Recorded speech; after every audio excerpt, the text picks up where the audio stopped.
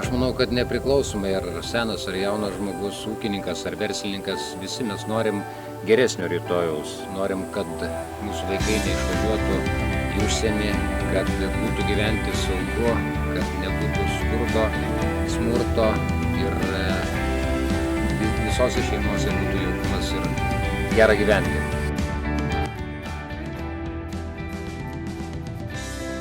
Dabar yra praktiškai žuvies daugiau, bet žvejų yra mažiau.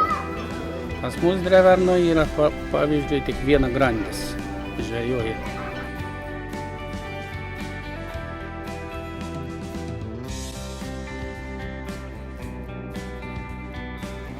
Kaip įsivaizduojate rytojų ir Lietuvą po 5 metų? Visą laiką mes turim verslininkai tokį optimizmą ir turbūt viltis miršta paskutinė. Bet jeigu tokiais tempais žmonės išvažiuos iš Lietuvos, jeigu tokiais tempais mažės mūsų darbo jėga, jeigu tokiais tempais bus didinami mokesčiai, tai rytojus mūsų laukia turbūt ganėtinai sunkus. Ar pasikeitė žemės ūkis prieš 10 metų ir dabar? Viskas keičiasi. Pasikeitė ir žemės ūkis. Kaip įsivaizduojate Lietuvą po 5 metų ir kaip įsivaizduojate rytojų? Mes su kiekvieną dieną europėjam. Taip ir įsivaizduojam. Reikia nuvažiuoti į Europą, pasižiūrėti, kaip viskas vystosi, mes iš paskos. Kaip įsivaizduojate rytojų? Na, šiaip esu optimistė, tačiau Lietuvoje optimizmų nelabai kvepia. Situacija matosi tik tai blogėja, bet tikiu, kad ateityje problemos pradės būti sprendžiamos.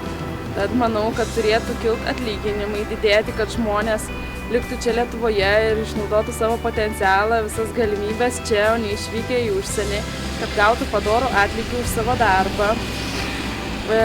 Ir jeigu tai pradės, situacija taisysis, tai žmonės turėtų grįžti į Lietuvą ir čia išnaudoti savo visas galimybės ir potencialą.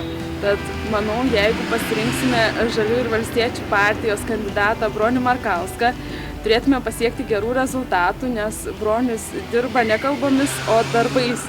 Aš manau, kad turi valdžia keistis. Ir aš tikrai šiuo momentu balsuosiu už Valstiečių partiją. Todėl, kad manau, kad jie arčiau žemdirbio. Ir turėtų balsuoti, kad palaikytų savus. Deja, šiandien, kalbant su žmonėm, tikrai to žmonės nejaučia ir yra pakankamai daug neužtikrintumo dėl rytojaus, pakankamai daug abejonių, kas vyksta mūsų valstybėje ir tikrai didelio pergyvenimo, kad Lietuvos laukia ekonominis, demografinis ir socialinis bankrotas. Ir aš manau, kad Lietuvos Valstiečių ir Žaliųjų sąjunga tikrai žino, ką daryti, kad to neatsitiktų.